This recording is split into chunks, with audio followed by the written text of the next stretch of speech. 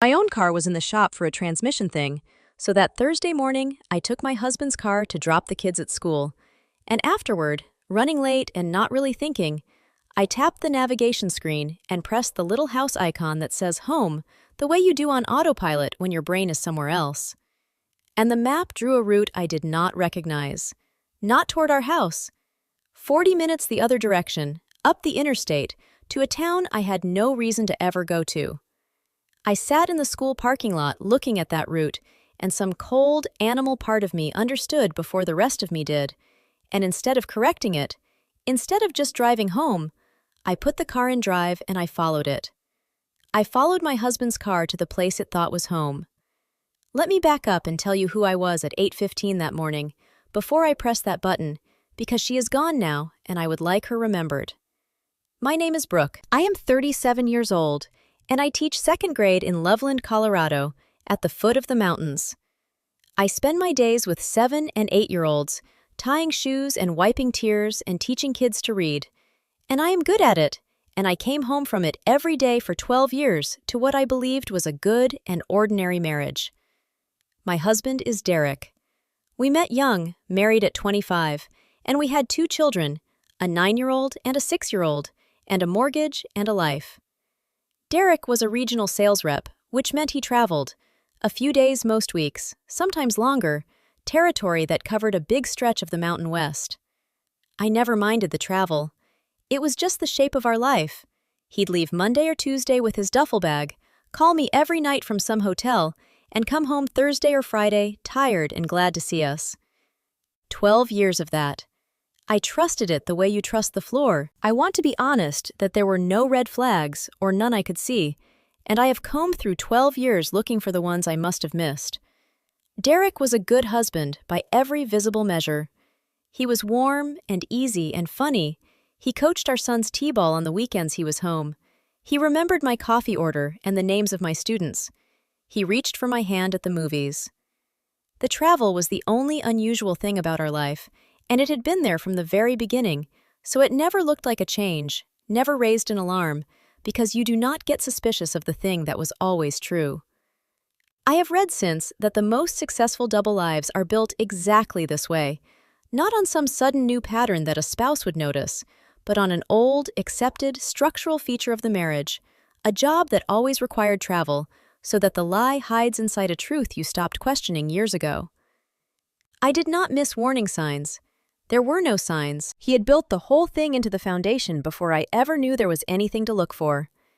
That is part of what makes it so hard to forgive myself for not knowing.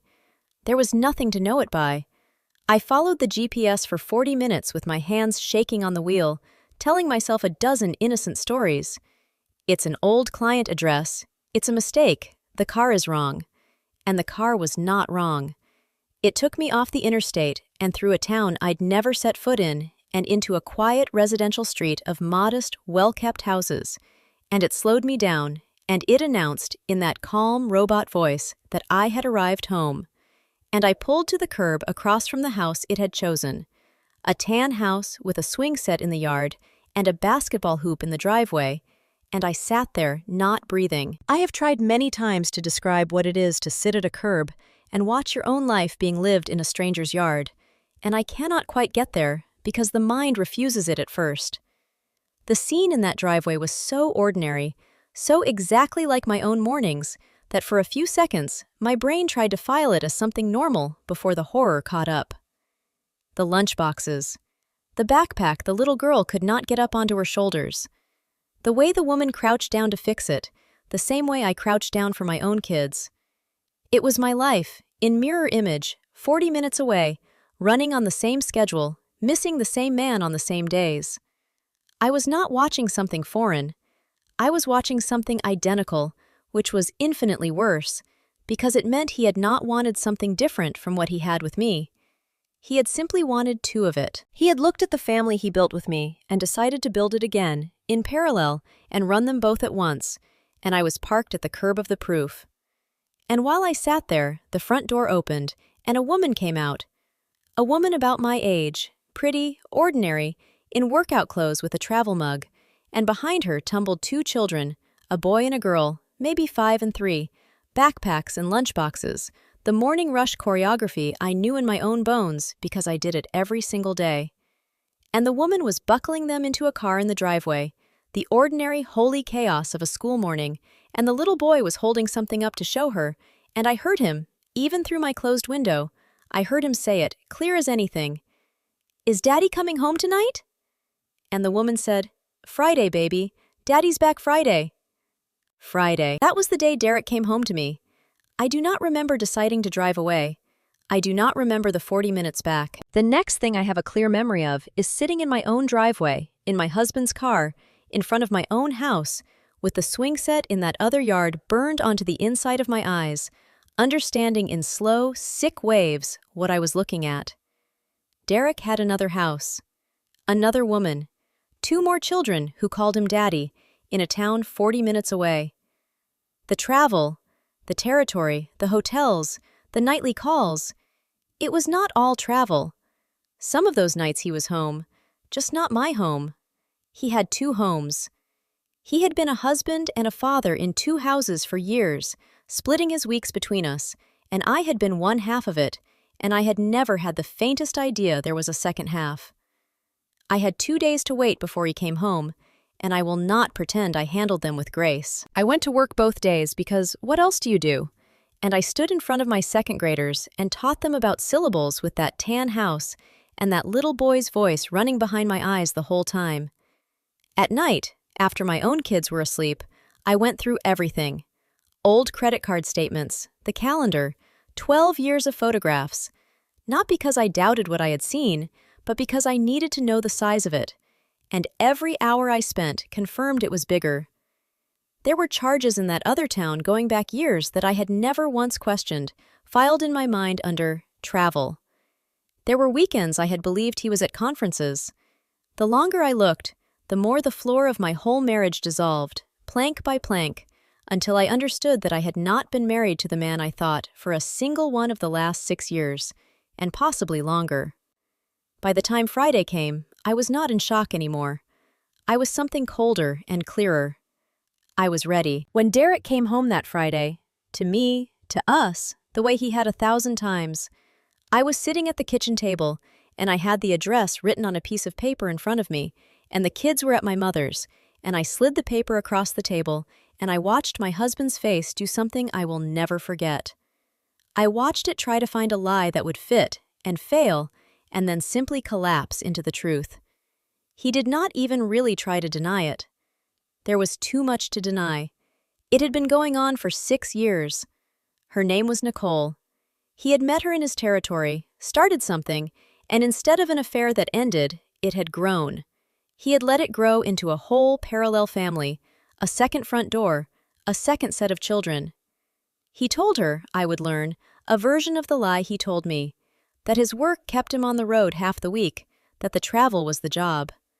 Each of us was his explanation to the other. I was the wife he was traveling away from. She was the woman in the territory. We were each the cover story for the other, 2 real families serving as alibis for one another, without either of us ever knowing the other existed. For 6 years, he had stood at 2 kitchen tables. He had tucked in 4 children. He had said, I love you in 2 houses and meant, I have to believe, some terrible fraction of it in each. What I needed to know, that night at the table, was not the why.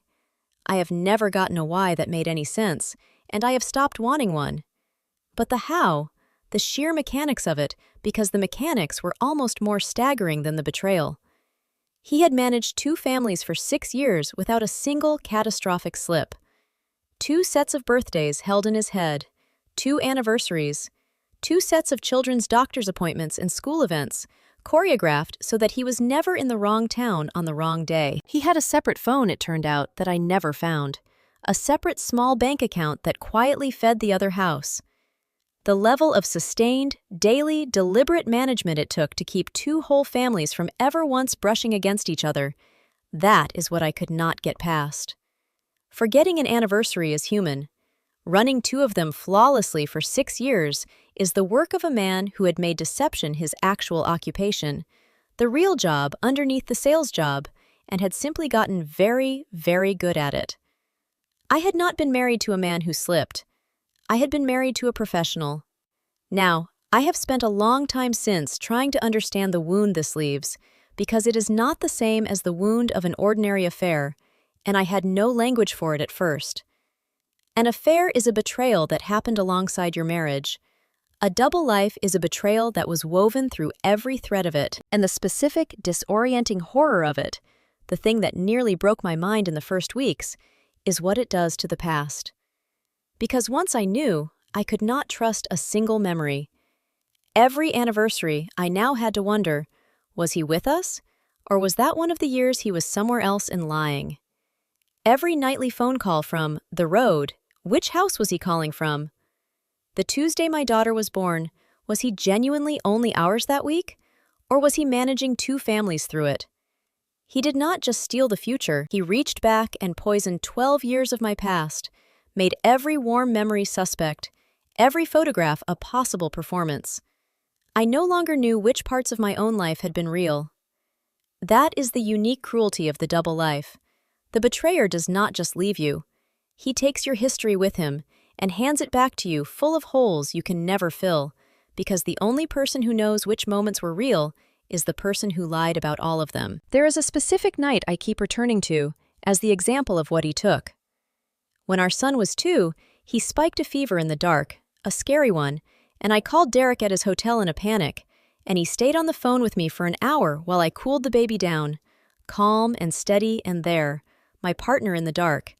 And I have held that night for years as one of the truest things in our marriage, proof of the man he was. And now, I will never know. I will never know if he was in a hotel at all, or in that tan house, stepping out onto the porch so his other children would not hear, comforting one family on the phone while the other slept down the hall. The memory I treasured most is now the one I can least trust, and there is no way to ever resolve it because the only witness is a liar. That is what I mean about the past. He did not just take the years.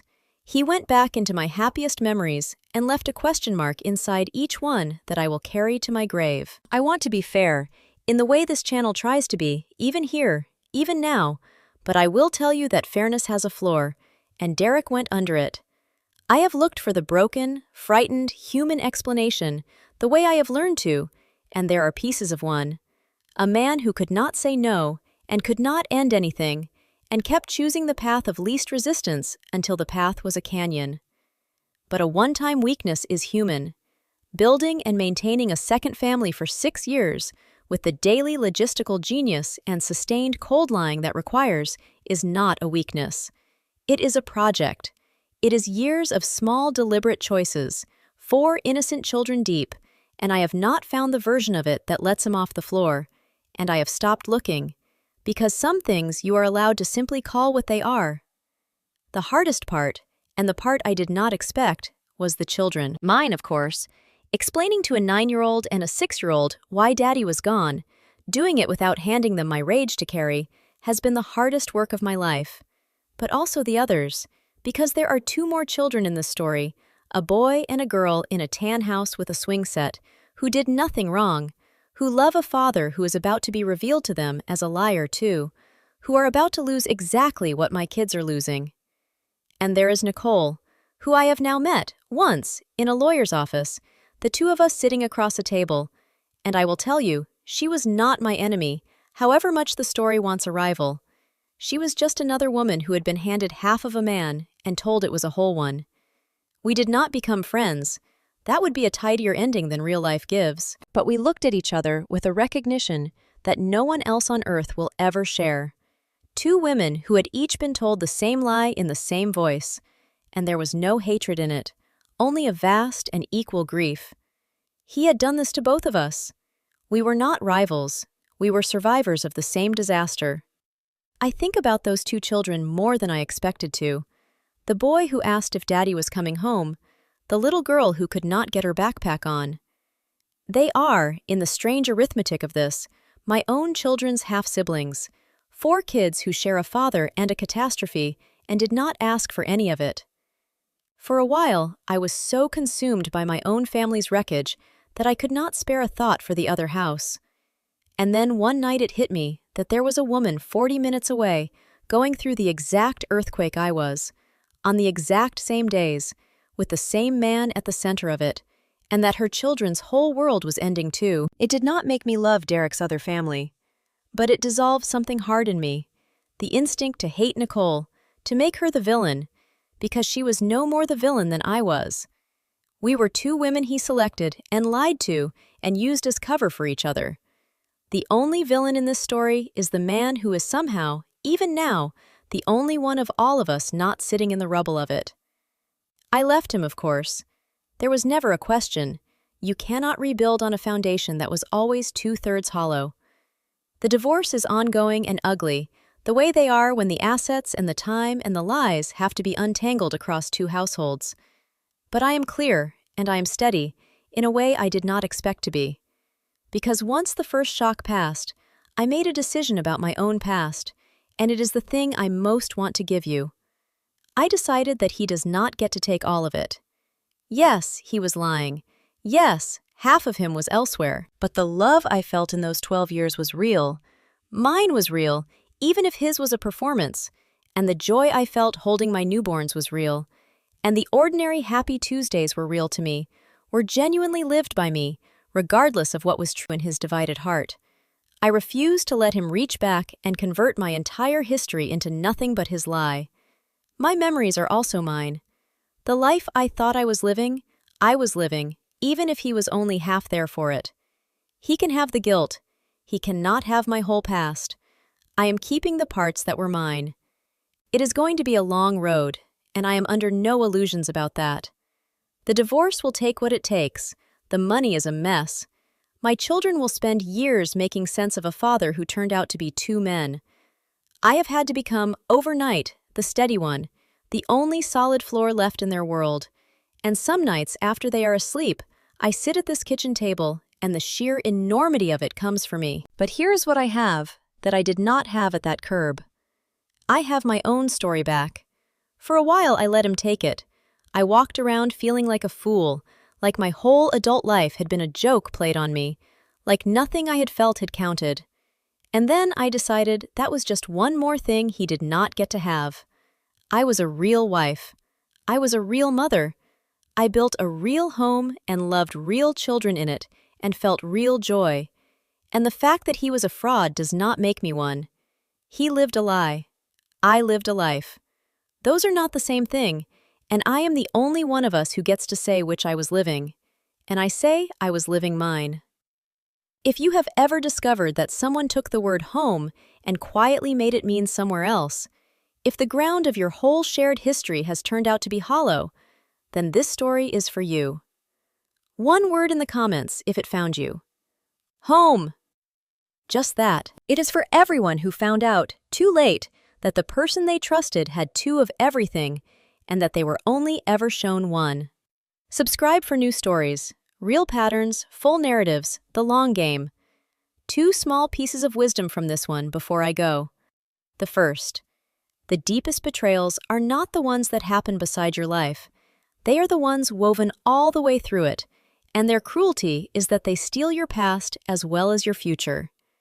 If you ever find yourself on the wrong side of a double life, you must understand what you are grieving, because it is bigger than the marriage.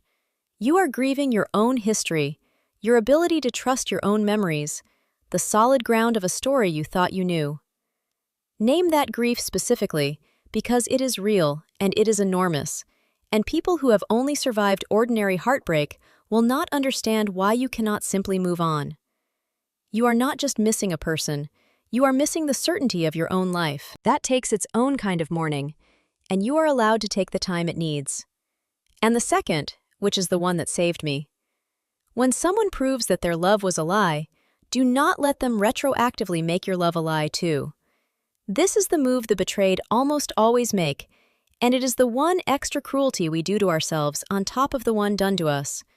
We decide that because they were faking, none of it was real, that we were fools, that the whole thing meant nothing. But your love was not a performance. Your joy, your trust, the warmth you genuinely felt, those happened. They were real on your side of the bed, even if they were theater on theirs. The liar does not get to reach back and erase what you actually lived just because he was not honestly living it with you. Grieve the man. Grieve the marriage. But keep your history. The love you felt was real, even if he never was. When someone lives a double life, the cruelest theft is not the years they spent elsewhere. It is that they take your past with them, leaving you unable to trust a single memory. So grieve the man, but do not let him keep your whole history, because the love you felt was real, even if he never was. I'll see you next time.